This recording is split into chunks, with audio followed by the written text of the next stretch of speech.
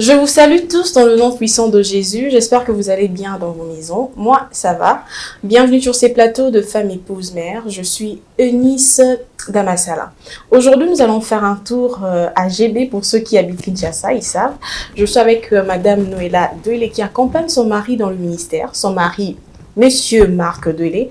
Alors, restez branchés surtout. On se retrouve tout à l'heure afin d'échanger avec elle et d'être édifiés par la grâce de Dieu. À tout à l'heure. De retour sur ces plateaux de Femmes, Épouses, Mères, pour vous qui venez de nous rejoindre, soyez les bienvenus. Je disais donc que je suis avec Madame Noéla Douélé, vers qui je me retourne sans plus tarder pour dire bonjour. Bonjour Madame Eunice Damasala. Comment vous allez? Ça va très bien. C'est pour une première, vous m'avez appelé Eunice Damasala. Très souvent, les gens s'arrêtent à Eunice. Quand vous dites Damasala, ça me fait bizarre. J'ai toujours l'habitude d'appeler les gens avec leur nom. Ok. Ouais, toujours. Merci beaucoup. Comment vous allez? Moi, ça va très bien, grâce à Dieu. Je l'espère pour vous aussi. Oui, ça va. Et surtout que vous êtes là, je sens que nous serons bénis. Par la grâce de Dieu. je dis aussi bonjour de votre part. Comme je l'avais dit tantôt, si vous voulez faire entendre votre voix, vous pouvez nous écrire sur notre page Instagram, Facebook ou même sur notre réseau social TikTok. Posez des questions, vos suggestions. En tout cas, je ne manquerai pas de faire entendre votre voix sur ces plateaux. Ça, je vous l'assure. Alors, maman Noéla, il y a beaucoup de gens qui nous regardent. C'est vrai que ceux qui habitent Kinshasa ont compris que nous sommes à l'église de la Compassion GB. Exactement. Exactement. Alors, nous aimerions savoir qui est Noéla. Bon, Noéla est mère, épouse du pasteur Marc Douélé, pasteur à l'église de la Compassion GB. Je suis mère de 3 enfants, 3 beaux enfants, Yoël, Johan et Yoshua. Et c'est vrai que je suis enfant de Dieu, servante de Dieu aussi, parce que je sers Dieu dans la même église. Et autre chose, c'est que j'évolue aussi dans les domaines séculiers. Je suis plus dans le domaine de la banque. Ah, de la banque? Oui. Donc, bref, c'est un peu ce que je suis. Et en 3 mots, comment vous définissez votre personne? Noéla, c'est l'image, je dirais, le symbole de l'amour. La douceur et la rigueur en même temps. La douceur, oui, je confirme.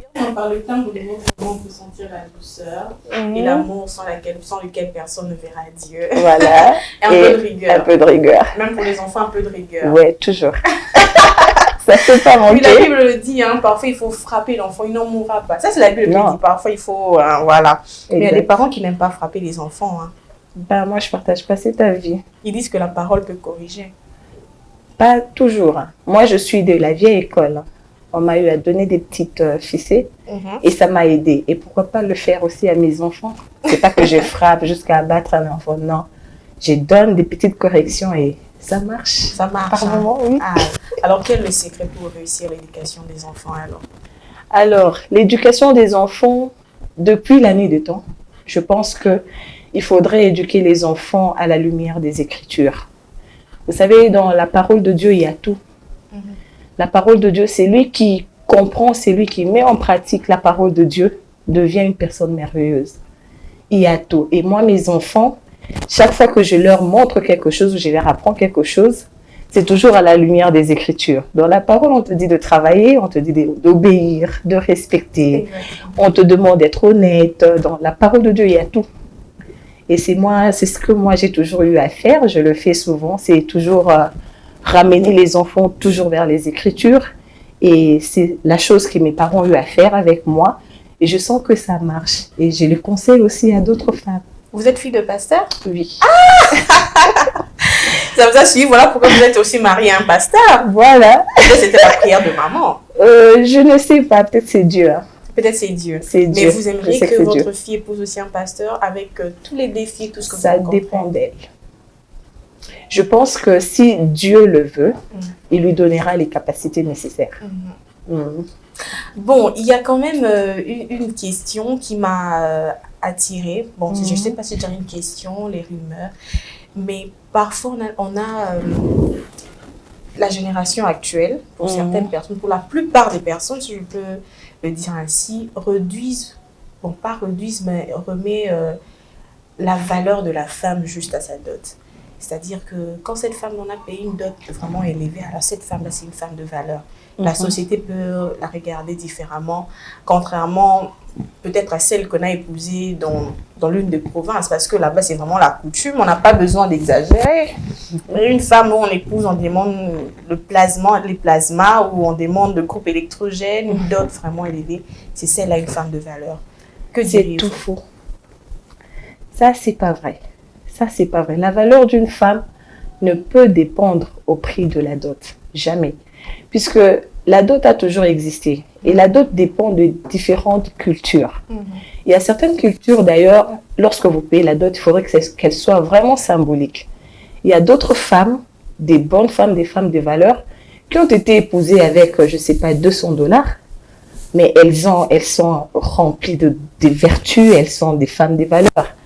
Mais aujourd'hui, je sais pas si je sais pas si c'est maintenant la culture, maintenant aujourd'hui, les femmes pensent que pour être reconnue comme femme des valeurs, il faudrait que tu aies, comment on dit, qu'on ait payé ta dot un peu plus cher. Non, ça c'est pas. Elle va dire à ses copines que bon, moi ma dot s'est élevée à $4 500. Ça c'est courir après le vent. C'est une lutte qui n'a pas de sens, au fait. C'est une lutte qui n'a pas de sens.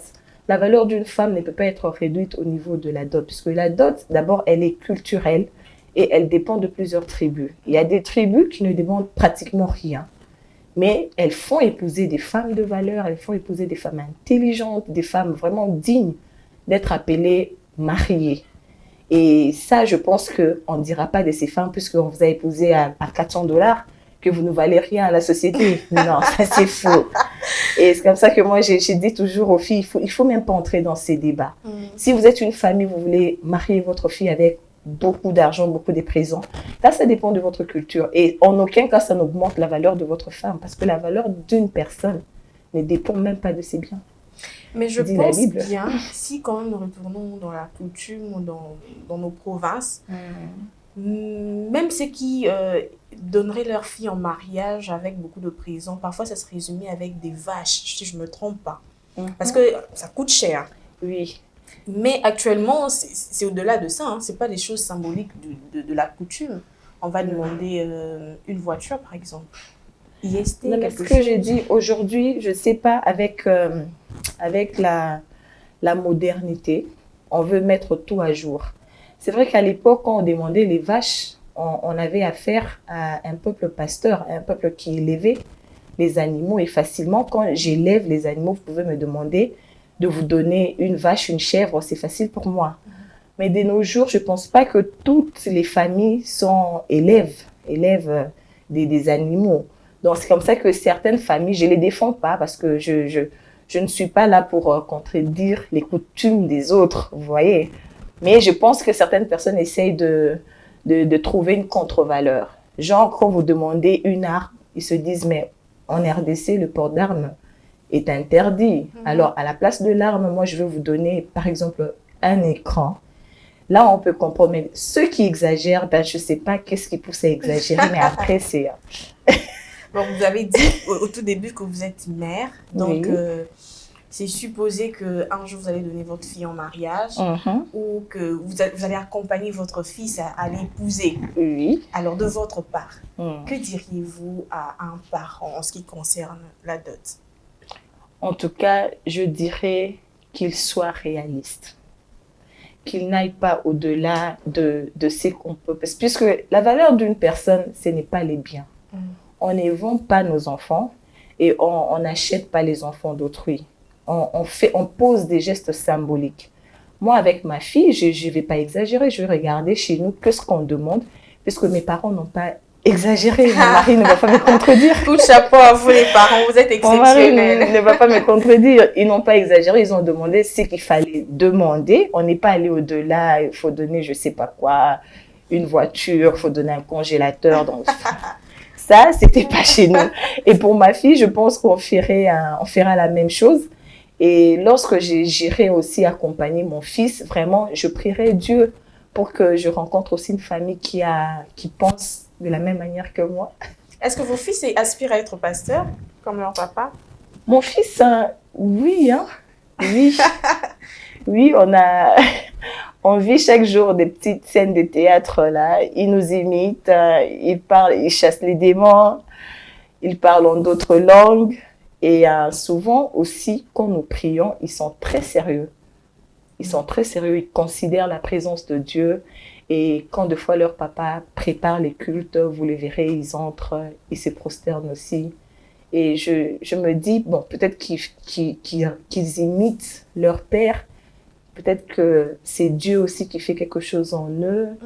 Et ben, bon, après, en soumettant entre les mains de Dieu, s'ils veulent devenir pasteurs, pourquoi pas? S'ils veulent servir Dieu, d'ailleurs, c'est ça mon souhait. Amen. Je les ai appelés serviteurs de Dieu alors que je ne les avais pas encore. Ok. Ouais. C'est vrai, il faut instruire l'enfant selon la voie qu'il doit suivre. Quand il sera grand, il ne va pas s'en détourner. C'est là aussi, ça résume au fait que l'enfant peut imiter ce que le parent fait. Alors, comme maman me l'a dit, quand il prie ou quand papa prépare sa prédication, vous voyez, les enfants prennent au sérieux parce qu'ils voient les sérieux chez les parents. Maman, il y a beaucoup de choses qui se passent actuellement chez la jeune fille. Bon, on ne va pas prendre de la République entière, mais on va juste prendre de Kinshasa. Il y a beaucoup de choses, de mœurs, des valeurs qui sont bafouées. Alors, si vous aviez la possibilité, les moyens, le pouvoir de changer quelque chose chez la jeune fille à Kinshasa, quelle serait cette chose? Au fait, moi, je dirais la mentalité. Pour les femmes, pour la jeune fille qui bafoue les valeurs, je pense que c'est question de mentalité. Il y a des filles qui n'héritent pas la bonne éducation. Soit les parents ont été négligents, soit c'est un choix ou une influence négative des gens. Et elles commencent à trop pousser ces genres de filles. Ça pousse tellement de trop au point qu'aujourd'hui, les anti-valeurs sont honorées. Et moi, si je dois faire quelque chose, je pense qu'il faudra aller dans des centres ou même les servantes de Dieu qui sont dans des églises, organiser des conférences avec des femmes, leur inculquer les valeurs, leur faire revenir à la raison, changer un peu la mentalité de la jeune fille pour que la jeune fille revienne aux valeurs. Puisque de nos jours, c'est vraiment très compliqué et c'est même écœurant de voir des anti-valeurs être glorifiées, être encensées. Une femme qui peut se prostituer et faire la joie de ses parents, faire la joie de ses proches, personne ne peut reprocher, personne ne peut dire que ce que tu fais est mal. Et ces gens-là, puisqu'il n'y a personne qui ne leur parle, elles continuent avec. Et là, maintenant ça se prolifère, ça devient de plus en plus. Et là, maintenant, il faudrait faire un travail. Si une fille rate l'éducation auprès de ses parents, je pense que l'école aussi existe, que les enseignants travaillent vraiment sur l'éducation de la jeune fille, puisque nous parlons de la jeune fille, et même au niveau des églises, puisque ce sont des milieux qui influencent l'éducation. Même au niveau des églises, on n'est pas là à dire aux jeunes filles que tu vas te marier et tout, mais celle qui doit se marier, c'est cette fille qui doit avoir des valeurs. Et même l'église, au niveau de l'église, on doit vraiment faire un travail de rééducation si on sent que ça marche. Parce qu'on sait voir, hein, quand on est responsable, on sait voir que tel a un problème d'éducation, tel on doit recadrer et tout ça. Et moi, je pense que c'est vraiment la chose qu'il faudrait faire. Recadrer la jeune fille, changer un peu la mentalité, la façon de voir. Et j'espère que ça pourra marcher. Bon, je ne sais pas, peut-être je me trompe, mais j'ai l'impression que, surtout dans les églises, il y a moins de réunions de jeunes filles. Ou quand il y en a, c'est plus les histoires liées au mariage. Voilà, moi, c'est au fait la chose que je fustige un peu, puisque l'éducation de la jeune fille, ce n'est pas toujours lié au mariage. Il y a beaucoup de choses qui rentrent en jeu. La femme, elle doit être, quand on parle des valeurs, la femme doit avoir plusieurs vertus. Il n'y a pas que les mariages, il y a la bonne éducation, il y a l'honnêteté, il y a la pureté, la piété, il y a toutes ces choses. Et je pense que même au niveau des églises, on doit travailler de manière à équilibrer les enseignements. C'est pas mal de préparer la jeune fille au mariage, mais c'est mieux encore de la préparer à devenir une grande dame. dans la société. Gloire au Seigneur. Vous avez dit que vous évoluez également dans les séculiers, Voilà. à peu près 10 ans. Oui. Vous êtes une femme forte. Je vous félicite en tout cas. Merci. En tout cas, je crois que vous n'allez pas me contredire si j'ai dit qu'avec les maternités, parfois, les femmes sont fatiguées. Quand je dis fatiguée, c'est-à-dire qu'avec les tâches à la maison, prendre soin des enfants, être en même temps épouse, bon, du coup, poursuivre mes études, je suis fatiguée. Continuer avec mon travail, bon, je préfère rester là. On ne dit pas que rester à la maison, être femme au foyer est une mauvaise chose parce que c'est vraiment un dur travail. Moi, je félicite beaucoup ces femmes parce que c'est pas une mince affaire en tout cas. Elles sont fortes et c'est aussi un travail. Oui. Mais alors, comment faire pour maintenir l'équilibre entre le fait d'être une femme, c'est-à-dire vous allez au travail, épouse et mère, vous impliquer dans l'éducation de vos enfants sans que votre mari se sente un peu, voyez, négligé, si je peux le dire ainsi. Parce que ça arrive, on peut être concentré aux enfants et on oublie parfois qu'on est épouse. Et surtout qu'on était épouse d'abord avant de devenir mère. C'est ça, c'est ça.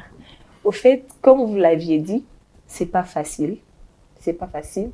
Mais je pense aussi qu'avec la grâce de Dieu, on y arrive. Mais il y a aussi une chose, c'est aimer ce que l'on fait. Oui, parce que moi je pense que lorsqu'on veut de la chose, on met tous les efforts pour pouvoir avoir la chose. C'est-à-dire, lorsque j'aime ma famille, je vais consacrer un temps pour ma famille. Lorsque j'aime mon travail, je trouverai le temps pour mon travail. Et lorsque j'aime mon mari, je créerai aussi le temps pour mon mari. C'est question de vouloir d'abord aimer cette vie. Je ne suis pas contre je ne suis pas contre les femmes qui restent à la maison, les ménagères. Je ne les tue pas. C'est pas ça mon objectif aujourd'hui. Mais moi, je suis contre les femmes qui tuent leur destinée. C'est-à-dire que quand tu étais chez tes parents, tu avais une façon de voir les choses, tu avais une vision, moi je serais ceci, moi je serais cela et tout. Mais une fois que tu t'es marié, tu lâches facilement. Les mariages ne devraient pas être un tueur des destinées. Les mariages, par contre, doivent encore te booster, te pousser à atteindre les objectifs que tu avais quand tu étais encore jeune fille. Et moi, ce que j'ai fait, comme je vous ai dit, j'aime bien travailler. Depuis ma jeunesse, je me disais toujours, j'aimais être cette femme-là qui travaille, qui est un peu indépendante, tout ça. De toute ma jeunesse, c'est ce que je me disais. Mais en même temps, j'aimais le mariage. Je me disais, j'aimerais bien me marier, avoir des enfants et tout ça. Donc, du coup, ça entre dans mon package des choses que j'aime. J'aime mon travail, j'aime mon mari, j'aime mes enfants. Donc, j'essaye chaque fois, par la grâce de Dieu, trouver cet équilibre. Quand c'est l'heure de travail, j'essaie de donner mes heures pendant le travail. J'essaie d'être meilleure. Et quand je rentre à la maison, j'essaie de voir aussi la part des enfants et tout, puisque les enfants, on les a pas toujours. Il y a un moment, ils dorment et tout. Après, j'ai le temps avec mon mari. Et n'empêche que je passe le temps avec les enfants, y compris mon mari. D'ailleurs, c'est ce que nous faisons. Donc, quand nous rentrons, c'est la vie de famille. Les enfants sont là, mon mari est là et tout. Puis après, dans la vie courante, on essaie toujours d'avoir aussi des moments de qualité pour ne pas priver aussi l'autre de ces moments d'intimité. Mais vous savez, ce que vous avez dit, c'est bien, mais il y en a d'autres vraiment, sans défendre les mâles, hein, c'est qu'ils sont vraiment épuisés. La femme dit, j'aime mon mari, j'aime mes enfants, mais je suis tellement épuisée par le travail. Mais je ne vous mentirai pas que ce n'est pas facile. C'est très, très, très difficile. C'est comme ça que je vous dis, mais si vous êtes passionné, l'amour, au fait, vous donne des capacités. Je sais pas. Si vous aimez la chose, en tout cas, vous ferez tout pour pouvoir supporter cette chose. Et moi, je vous dis que c'est pas facile. Vraiment, je l'avoue, c'est pas facile parce que moi, je me dis, il y a une maman qui m'a toujours dit, ma maman pasteur, elle me disait toujours, une fois que tu accouches, oublie ton sommeil. Ça, c'est vrai. Ouais, il dit, oublie ton sommeil. Donc, du coup, tel que je suis pas quelqu'un à dormir profondément. Donc, c'est déjà raté. La nuit, j'ai le temps de m'occuper des enfants, des petits trucs et tout ça. Et quand je suis au travail, je dois être forte. Donc, du coup, je me contente des petits espaces que je me crée pour pouvoir aussi me gérer. Mais sinon, c'est pas facile. Si tu n'as pas vraiment beaucoup de passion, tu vas abandonner. C'est comme ça que vous voyez, il y a des gens qui démissionnent parce que non, là, j'ai craqué. Mais dans la vie, il faut toujours, quand vous aimez quelque chose, il faut tenir. il faut vraiment tenir. Ceux qui arrivent, ce sont aussi ceux-là qui tiennent. C'est pas facile pour tout le monde, que ce soit pour les hommes. Et aussi, ça dépend de quel travail tu fais. Moi, le travail que je fais, c'est la pression tous les jours. C'est la pression tous les jours. Et c'est beaucoup d'argent. Oh non, c'est ce que vous dites.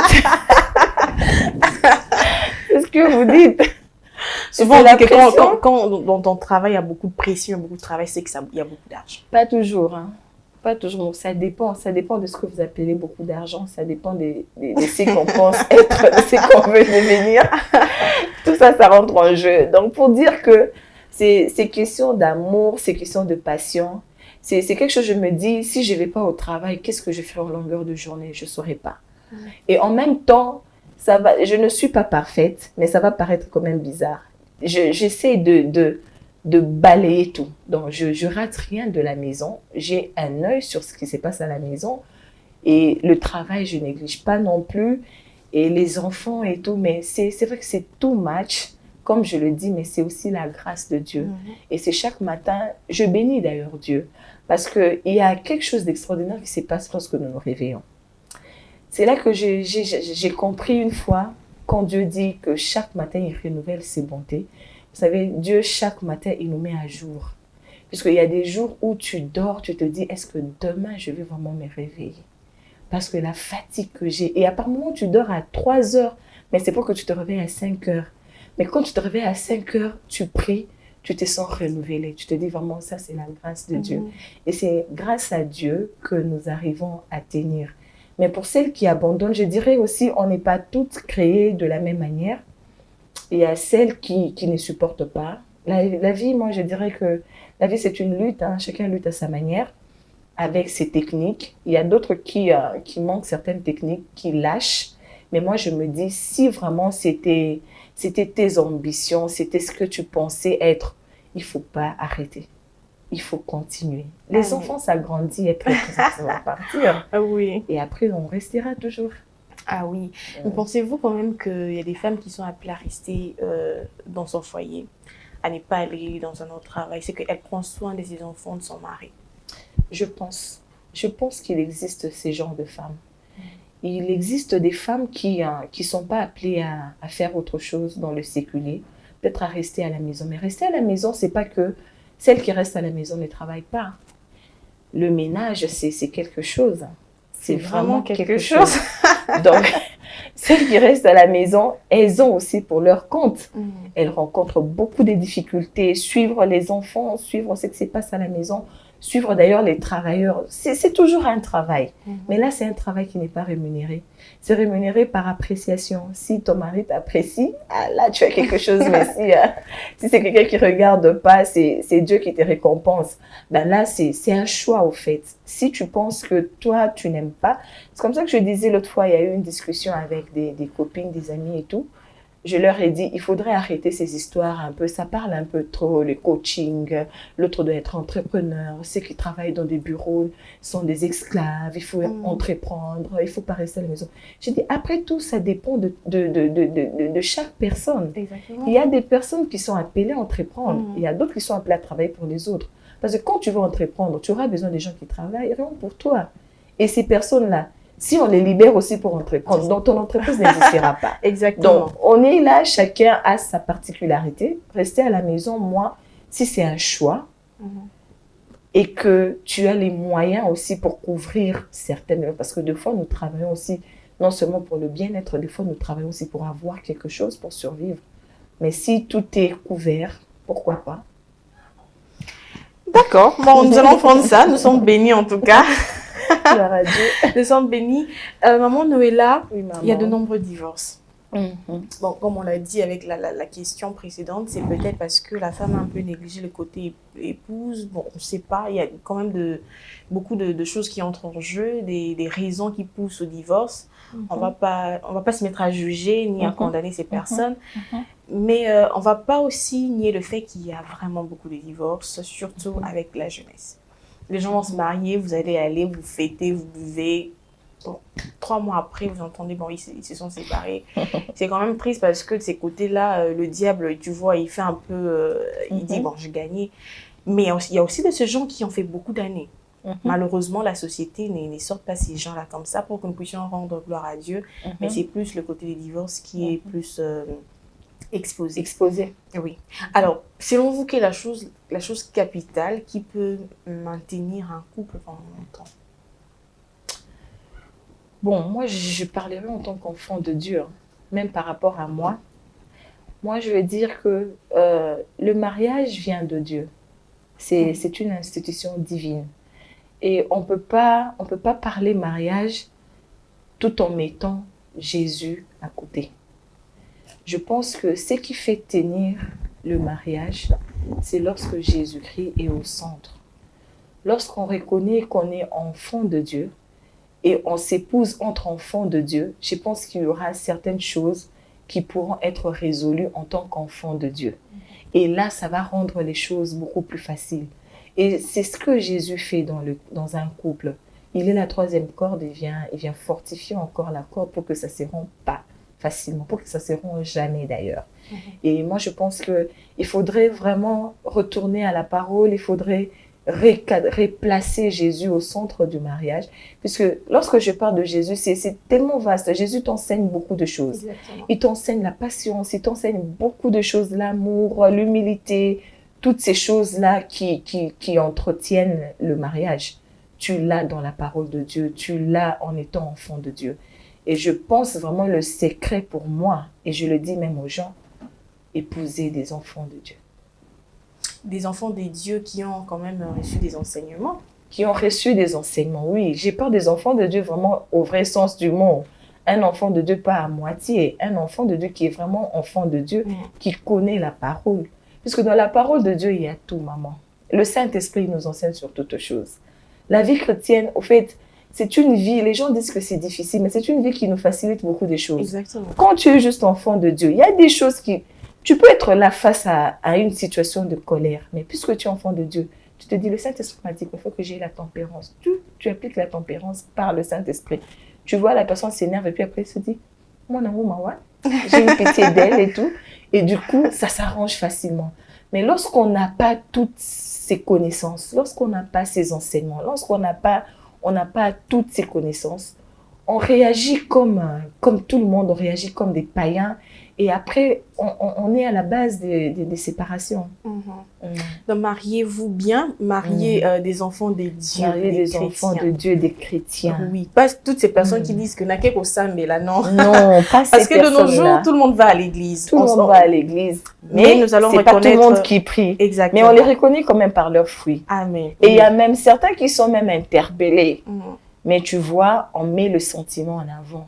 On te dit que cette personne n'est pas bonne pour toi. Mais non, moi je l'aime et tout. Et quand on n'écoute pas Dieu, quand on ne veut pas suivre la voie de l'esprit, on se trompe facilement. Oui, ça c'est vrai. En tout cas, quand vous étiez en train de parler, je me souviens, peut-être qu'il y a 2 jours, j'étais en train de parler avec mon mari. Bon, j'ai juste dit une phrase comme ça. Mais après, tu sens le Saint-Esprit te dire ce que tu as dit, c'est pas bien, il faut t'excuser.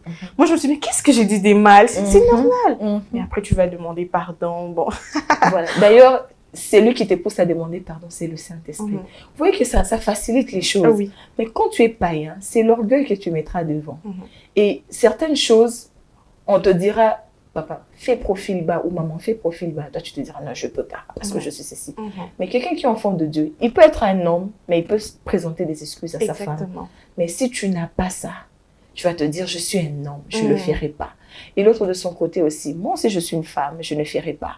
Et après, et quand même vous regardez, vous vous renseignez sur les raisons de divorce, maman, il y a des choses, il y a vraiment des choses, des histoires très banales, mais pour lesquelles les gens se séparent. Et moi je me dis ça, c'est quand Jésus n'est pas là. Quand tu as Jésus, les choses ne seront pas de cette façon-là. Vous verrez que les choses seront très simplifiées et la vie de couple sera une vie heureuse. Ce ne sera pas le malheur comme je vois aujourd'hui quand quelqu'un s'est marié. Bienvenue au monde des malheureux. Non, les mariages, c'est un honneur. Les mariages, c'est quelque chose de joie. Et quand c'est marié entre enfants de Dieu, vraiment, on se retrouve et on a la joie, on vit ce bonheur. J'étais en train de dire à mon mari récemment, je dis, je sais même quand on traverse les moments un peu compliqués, mais quand on est en Dieu, en fait, c'est une aventure c'est quelque chose qu'on ne peut pas expliquer. C'est vrai que vous pouvez voir que c'est difficile, mais après, quand vous traversez, vous voyez que, ah non, c'était une aventure merveilleuse avec Dieu. Maman Noël a dit, en tout cas, il faudrait mettre Dieu au centre de vos relations. C'est très, très important. C'est comme ça que vous allez réussir à tenir jusqu'à la fin, jusqu'à ce que Jésus revienne ou jusqu'à ce que la mort vous sépare. Bon, nous avons parlé de divorce. On a dit qu'il y a beaucoup de raisons pour lesquelles... Bon, moi, je ne sais pas pourquoi maman est en train de sourire, mais quand même, je vais atterrir. C'est que une jeune fille qui a de l'avenir, une très belle jeune fille en tout cas qui se marie, mais après elle rentre dans le mariage, il y a son mari qui commence à frapper dessus, elle se sent vraiment maltraitée dans le mariage. Bon, elle décide quand même, bon, parce que parfois aussi on va conseiller, tu sors du mariage sinon tu vas laisser ta vie à force de frapper, tu risques un jour de partir. Bon, la femme décide quand même de faire le divorce. Bon, 3 mois, 6 mois après, il rencontre quelqu'un, en tout cas une personne chrétienne. Elle décide de se remarier. Elle se remarie. Alors, que pensez-vous de ce mariage dans ce cas-là? Ah, maman Eunice. Parce que quand même, bon, jusqu'à ce que l'amour nous sépare, là quand même il y a séparation. Je me permets de me remarier. Mais là, c'est le mari qui me faisait du mal. J'étais maltraitée et pas heureuse. Bon, je décide quand même de me remarier. Déjà, pour ma part, hein, ça c'est vraiment moi. Moi, je le dis toujours que le mariage n'est pas un suicide. Pourquoi je dis qu'un suicide, on ne reste pas là où on sait qu'il y a la mort. Moi, je vois pas, déjà le monde en général, tous, que ce soit les enfants de Dieu et les autres, tout, on est tous contre la violence. On n'encourage pas la violence et tout. Et aujourd'hui, il y a beaucoup de femmes, plusieurs femmes meurent par la violence parce qu'on voulait supporter, on voulait comprendre, on voulait rester enfant, on voulait rester humble et tout ça. Mais après, on ne sait pas lequel des coups qui peut t'emporter. Un homme qui a l'habitude de te donner des coups, peut-être un jour, il suffira juste d'un seul coup et tu t'en vas. Et moi, j'appelle ça le suicide. Parce que tu voyais comment est-ce que tu recevais les coups, mais tu voulais quand même rester. Ben, une telle personne qui divorce pour cette raison, moi, j'ai vraiment pas, je vois pas vraiment du mal dans ça. Mais le remariage, c'est une autre aventure. Je pense qu'il faudrait vraiment, comme je l'ai dit, il faudrait vraiment bien écouter Dieu, bien écouter le Saint-Esprit avant de se lancer, parce que rien ne prouve que l'autre sera meilleur. Mais si on veut vraiment répartir avec Dieu, parce que ça nous arrive de faire des erreurs, on commet une erreur, on se marie mal et on se retrouve, vraiment on n'est pas fautive, mais il y a quelqu'un qui ne veut pas de nous. Là, on n'a pas de choix. Quelqu'un qui ne veut pas de moi, qui me bat, qui ne veut pas que je reste avec lui. Je ne force pas. Moi, je voulais bien, mais la personne me répudie, je m'en vais. Mais pour me remarier, je dois vraiment me rassurer que cette fois-là, je suis en train de faire une bonne chose. Je ne conseillerais pas que ça soit fait de sitôt, puisqu'il faudrait prendre son temps. Il faudrait prendre son temps d'abord de guérir, puisque un homme qui te frappe, qui te bat, ça laisse des traces, ça laisse des cicatrices. Il y a des traces qui sont visibles, des traces qui sont invisibles, qu'on appelle des blessures intérieures. Il faudrait se rassurer qu'on est vraiment guéri, qu'on est prêt à pardonner, puisqu'il y a des personnes qui, lorsque elle subit un mauvais traitement de la part d'une personne, du coup, elle qualifie toutes les catégories de ces personnes-là qui sont méchantes. Par exemple, si c'était une femme qui lui a fait ça, pour lui, ça sera toutes les femmes sont méchantes. Si c'est un homme, ce sera tous les hommes sont méchants. Donc, cela demande assez que l'on soit guéri. Quand on est guéri, on pourra avoir un cœur à pardonner. On pourra maintenant avoir un cœur réparé, prêt à accueillir quelqu'un d'autre. Si c'est pour se remarier, bon, moi, je n'ai pas de problème. Mais pourvu qu'on soit guéri et pourvu qu'on entende vraiment Dieu pour que l'on ne parte pas de divorce en divorce. Non. Ça, mais l'Église ne risquerait pas de regarder cette femme-là différemment? Ben, c'est vrai que ça ne manquera pas, puisque aujourd'hui, le divorce, c'est vraiment un sujet très vaste. Hein. On est tellement partagé dans la manière de comprendre le divorce. Mais moi, je pense qu'il existe aussi des raisons qui peuvent vraiment pousser quelqu'un à abandonner au risque de perdre sa vie. Et pour ce qui est des hommes, les hommes parlent. et les hommes parleront toujours.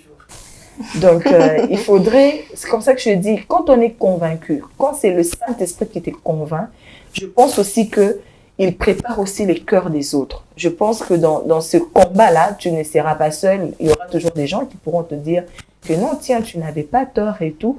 Ou soit tu fais une prière que Dieu expose l'autre pour que toi, tu sois innocenté, carrément. Et vouloir aussi être accepté de tous, ça sera quelque chose d'impossible, puisqu'il y a des gens qui vont jamais accepter. D'ailleurs, même quand tu t'es marié, c'est pas tout le monde qui accepte. Hein. Donc, mais il faudrait pas quand même attendre la mort de l'autre pour se remarier. Bon, là, on entre dans Lévitique. Là, c'est vraiment, c'est comme ça que je vous ai dit que c'est un sujet très, très complexe, puisqu'il y a plusieurs avis. Il y a vraiment plusieurs avis dessus. Mais moi, comme je vous dis, quelqu'un qui m'est bas, ça veut dire que quelqu'un qui ne m'a pas accepté. Comment je veux rester avec une personne qui m'a répudié? Si tu m'as répudié, moi, je fais comment? Moi, je voulais, c'est pas moi qui ai créé des problèmes. Je suis contre celles qui créent des problèmes, celles qui sont à la base des coups, puisqu'il y a certaines femmes qui sont pas polies ou soit qui veulent créer des ennuis chaque fois pour qu'elles soient sujets des violences. Mais il y a d'autres vraiment qui sont très innocentes. Elle n'a rien fait, juste qu'elle a rencontré un aventurier, quelqu'un qui la bat sans raison et tout. Pour ce cas-là, c'est ce que vous avez soulevé comme cas. Moi, je ne vois pas vraiment, en tout cas, le mal dans ça.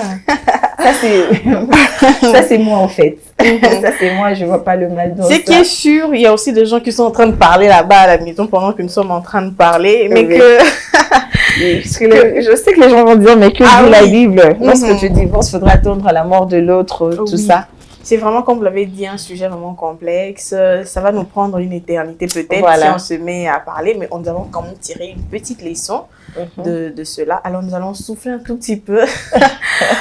Parce que c'était quand même un peu chaud. Hein? Nous allons souffler un tout petit peu et nous revenons tout juste après cet élément. À tout à l'heure.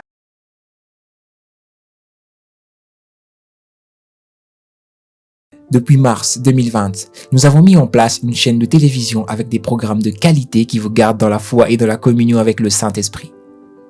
Et ce, tous les jours avec une équipe très motivée et passionnée pour l'évangélisation à travers les médias. La vision que le Seigneur a mise dans nos cœurs depuis 2013 est non seulement d'orienter ses brebis vers les églises ayant une bonne doctrine chrétienne, mais surtout d'amener l'Église à abandonner sa manière de penser humaine pour épouser celle de Dieu révélée dans sa parole à travers la Bible, notre parchemin. Contenu dans un seul mot grec, métanoïa. Cela est devenu pour nous notre leitmotiv. C'est pour ça que notre cœur bat. Lorsque nous avons reçu cet appel de la part de Dieu pour démarrer ce ministère médiatique, ce fut un acte de foi que nous avons posé. Et depuis, par la grâce de Dieu, nous sommes parmi les chaînes évangéliques les plus suivies de la francophonie. Mais nous ne comptons pas nous arrêter là. Nous sommes très encouragés par vos différents messages et témoignages que nous recevons chaque jour et nous vous en remercions vivement. Mais quand mieux faire est possible, bien faire n'est jamais assez. Nous inspirons donc à bien d'autres choses, telles que intégrer les bouquets satellitaires, être capable de tourner de nouvelles émissions plus édifiantes, vous offrir des films chrétiens les plus récents, et voire même traduire celles qui n'ont pas de version française. Vous faire découvrir davantage la profondeur et la richesse de la parole de Dieu enfouie dans la crème des orateurs répandus à travers le monde. Bref, vous offrir des contenus de qualité 100% chrétiens.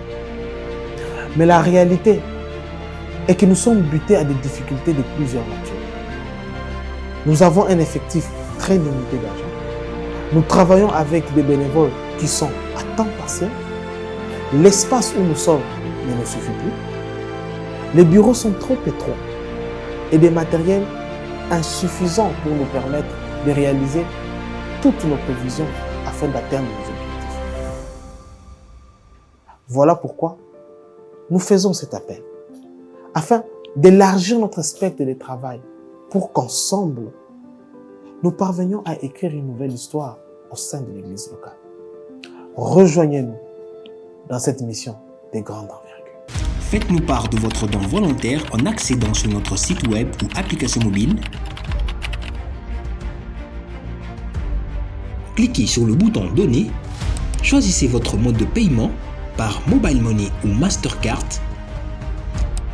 Si vous optez pour le Mobile Money, inscrivez le montant de votre don, choisissez votre compte Mobile Money et insérez votre numéro de téléphone,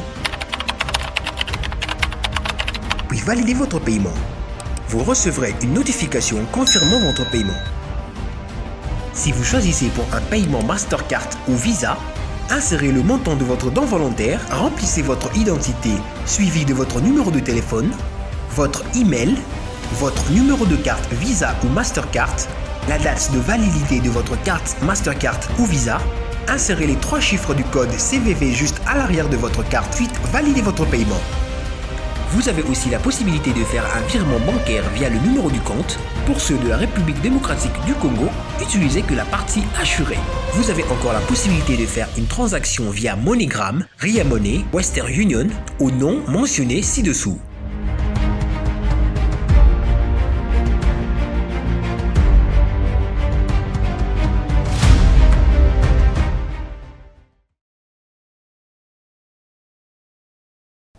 Je suis sûre que vous êtes restés devant vos écrans pour continuer cet échange. J'espère que vous êtes bénis par la grâce des dieux. Alors, je vous dis merci pour vos dons. Je vous dis merci pour vos suggestions. Je vous dis merci pour vos appels, surtout pour vos prières. Cela fait de nous des personnes que nous sommes aujourd'hui, par la grâce des dieux, de personnes meilleures demain. J'espère aussi que cela sera votre partage. Maman Noëlla, je suis avec Maman Noëlla, je rappelle. Aujourd'hui, nous sommes à GB, non, mais considérez pas ici, nous sommes à GB en tout cas. Oui, maman. Maman Noëlla, selon vous, pour qu'une femme réussisse, quelle est la chose la plus importante pour une femme? Que ce soit dans sa vie professionnelle, pour elle-même, dans son foyer, ou partout où elle va, pour que la femme reste femme, gardant ses valeurs et tout ce qui va avec. Quelle est la chose que la femme doit garder jalousement sur son chemin? Déjà, la Bible dit, la sage bâtit, la femme sage bâtit. Je pense que toute femme est appelée à bâtir dans plusieurs domaines, que ce soit dans le séculier, que ce soit dans le mariage. Et la chose qui vraiment nous donne de bâtir, c'est la sagesse. La femme doit travailler pour qu'elle reste sage. Et pour acquérir la sagesse, la Bible le dit encore, il faudrait craindre Dieu. La femme doit apprendre à craindre Dieu, à marcher selon les Écritures et à pratiquer la sagesse. Lorsqu'on craint Dieu, Dieu te donne l'intelligence, Dieu te donne la sagesse, Dieu te montre les voies à suivre et tu verras que tout ce que tu vas entreprendre va réussir. Et voilà, c'est un peu en quelques mots ce que j'avais à dire. Craindre Dieu, c'est le début de la sagesse en tout cas, mais surtout pour celui qui manque d'intelligence et de sagesse, qu'il demande à Dieu. Et Dieu donne sans reproche. Alors, sentez-vous libre de demander l'intelligence et la sagesse à Dieu. Jeunes femmes, femmes de partout où vous nous suivez, demandez à Dieu, craignez Dieu et vous sentirez que vous serez sage. Alors, si vous étiez un verset biblique, lequel seriez-vous? Alors, beaucoup plus dans ce contexte, c'est vrai que j'ai quand même beaucoup de versets que j'aimerais être, mais dans ce contexte ici, depuis qu'on a commencé, je dirais, je suis juge 4.4. Pourquoi juge 4.4? Parce que juge 4.4 nous parle de ce qu'était Déborah. De toute ma vie, de toute ma jeunesse, j'ai toujours voulu être une femme équilibrée. C'est-à-dire que je voulais toujours réussir mon mariage, réussir mon ministère et réussir aussi dans les domaines séculiers. Et là, j'ai vu avec Déborah. Dans Juge 4, la Bible est en train de dire, en ces temps-là, je crois, Déborah, on peut même lire, Déborah, femme de Lapidote, ça montre déjà que Déborah était épouse et juge en Israël, juge, c'est-à-dire qu'elle s'occupait des problèmes séculiers. Et en même temps, la Bible précise qu'elle était prophétesse. Donc, en même temps, elle était aussi dans les côtés spirituels. Un joli tableau, hein. Voilà. J'aime ça. Donc, moi, j'aime ce côté-là, j'aime cet équilibre. Donc, moi, en tant que servante de Dieu, en tant que femme dans la société et en tant qu'épouse, j'aimerais vivre un équilibre. Ah, gloire au Seigneur. Si c'était à refaire, vous seriez toujours maman pasteur? Oui. Ça a l'air facile pour vous, j'ai l'impression. Non, c'est pas facile, mais j'ai appris parce que je me suis rendu compte que je suis comme un poisson dans l'eau. Je ne dois que vivre dans l'eau. C'est-à-dire qu'au début, je ne voulais pas de ça. Au début, je ne voulais pas. Vous saviez auparavant, avant de vous marier? Non, je ne savais pas, mais c'est vrai que quand j'étais jeune fille, j'ai évolué dans des départements, des prières et tout. Il y avait chaque fois des messages comme quoi on vous voit et tout, épouser un homme de Dieu. On vous voit servir Dieu avec un homme de Dieu. Ben moi, je ne calculais pas ça au fait. Je voulais pas, moi, de ma vie, je me disais, je veux quelqu'un qui craint Dieu, quelqu'un qui aime Dieu, mais qui va me laisser aussi travailler. Mais je bénis le Seigneur, Dieu sait faire les choses. Lorsque le pasteur est arrivé, lorsqu'il m'a demandé en mariage, je suis allée aussi l'accuser chez mon pasteur, chez le pasteur Marcelo. Je lui ai dit qu'il y avait un monsieur et tout, qui voulait de moi et tout.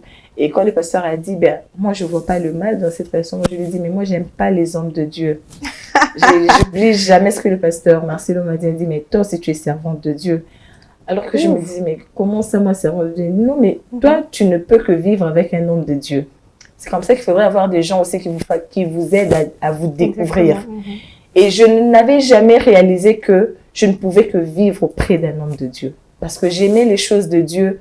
Autour de moi, c'était toujours la Bible dit, mais je ne savais pas pourquoi c'était chaque fois la Bible dit.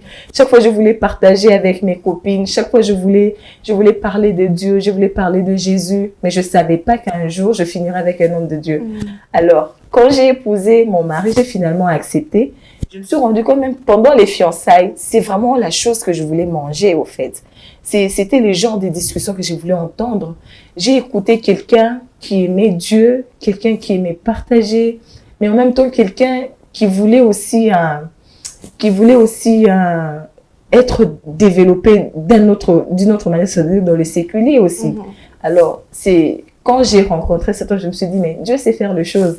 Parce que moi, je lui demandais quelqu'un qui travaille dans un autre domaine, pas forcément à l'église. Je voulais quelqu'un qui travaille dans un autre domaine, dans les séculiers et tout, avec qui on a des projets, on avance, tout ça, on réfléchit, on planifie les choses et tout. Et Dieu m'a donné ça. En plus de ça, il m'a encore donné un serviteur de Dieu. Donc, et mon mari et moi, nous œuvrons dans les séculiers et dans les ministères. Je crois que c'est une génération des pasteurs, des femmes de pasteurs, parce que vous êtes venu d'une famille où papa est pasteur, et vous-même vous êtes maman pasteur, et les enfants seront de pasteurs. On a hâte de voir ça. Oui. Mais c'est bien de servir Dieu. Je dirais comme Josué, moi et ma maison, nous servirons l'Éternel. Et ça, c'est toujours mon désir aussi. On peut servir Dieu tout en n'étant pas pasteur. Oui. Moi, tout ce que je veux, c'est que tous nous soyons dans les champs. J'ai un mari qui aime les choses de Dieu et je l'ai rencontré et moi j'aime les choses de Dieu, il me booste encore, il me coach encore, il me fait rentrer dans ces choses, donc ça crée cet équilibre. Quand même je me sens fatiguée, il me relève, quand même je veux négliger aussi les séculiers, il me relève parce qu'il est dans ça, donc on sent l'équilibre. Donc si je dois l'épouser, je vais encore dire oui. Cher pasteur, nous vous saluons. En tout cas, nous sentons que votre épouse est vraiment très joyeuse et nous rendons grâce au Seigneur pour cela, parce que le mariage, c'est un cadre où nous sommes épanouis, où nous sommes, pour les femmes, bien sûr, nous sommes heureuses. Oui. En tout cas, nous remercions Dieu pour ça. Maman Noël, nous vous remercions infiniment d'être passée sur ce plateau. Merci. Franchement, je suis bénie. Je sais pas, mais vous communiquer quelque chose, j'ai besoin de rire. Je suis vraiment très joyeuse. Je comprends. J'avais oublié. Si vous avez dit que Maman Noël, définissez-vous en 4 mots, j'allais rajouter la joie. Ça, c'est vrai. Non, on va ajouter. On ajoute 4 alors. La joie. La joie, c'est souvent communiquer la joie. Je suis vraiment joyeuse. Que Dieu vous bénisse sur cela. Et je crois que cet échange va bénir beaucoup des femmes. Amen. Je le crois aussi. Merci de tout cœur. Vous m'avez aussi communiqué. Vos questions m'ont beaucoup édifiée. Je ne pouvais pas imaginer que ça serait ainsi. Mais c'était très profond. Je pense que moi-même aussi, je suis édifiée. Gloire à Dieu. Et je bénis Dieu pour ça. Et je vous remercie de tout cœur. C'est moi qui vous remercie énormément. Mais avant que nous puissions nous séparer, j'aimerais que vous puissiez faire une prière selon ce que le Saint-Esprit va vous conduire. Alors, on va prier pour la génération qui aspire au mariage. Éternel Dieu Tout-Puissant, nous savons une chose, que le mariage vient de toi. Amen.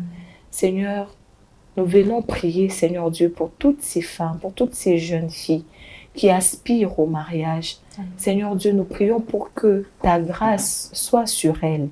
Seigneur Dieu, qu'elles soient des femmes qui se préparent à être des bonnes épouses.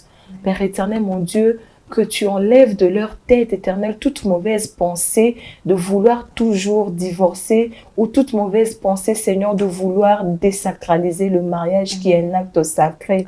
Seigneur Dieu, je prie que tu places au-devant d'elles, Seigneur, celles qui aspirent, Seigneur, des bonnes personnes avec qui, ô Dieu Tout-Puissant, elles vont faire, Seigneur, cette marche, au Père éternel, mon Dieu, du mariage, ô Dieu, afin que tu leur accordes le bonheur. Seigneur, en même temps, je viens prier, Seigneur, pour tout esprit de mort qui est derrière, Seigneur, mon Dieu, Yahweh, le mariage. Seigneur, nous ne voulons plus entendre ce vent où une femme se marie, puis quelques jours après, elle décède. Amen. Nous refusons ce vent et nous arrêtons cette stratégie maléfique au nom de Jésus. Seigneur, laisse que tu bénisses les mariages. Amen. Bénis ceux qui viennent de se marier. Amen. Bénis celles qui sont déjà dans le mariage. Amen. Seigneur, accorde la paix là où ça manque, Seigneur Dieu. Tu as appelé Jéhovah Shalom. Yahweh, dans les foyers qui brûlent, Seigneur, accorde ta paix. Au nom de Jésus, nous avons ainsi prié. Amen. Amen, amen ici sur ces plateaux, amen chez vous à la maison, que par cette prière, la paix des dieux entre dans vos maisons. Si vous avez manqué cet épisode, vous pouvez le retrouver sur notre chaîne YouTube. Vous pouvez également nous contacter sur notre page Instagram et Facebook. Comme je disais, vous pouvez faire entendre votre voix. Écrivez-nous et nous serons là afin d'échanger avec vous. Vos questions, vos suggestions seront toujours les bienvenues. Portez-vous bien, que Dieu vous protège. Je crois qu'on va se revoir encore prochainement par la grâce des dieux. Au revoir et à bientôt.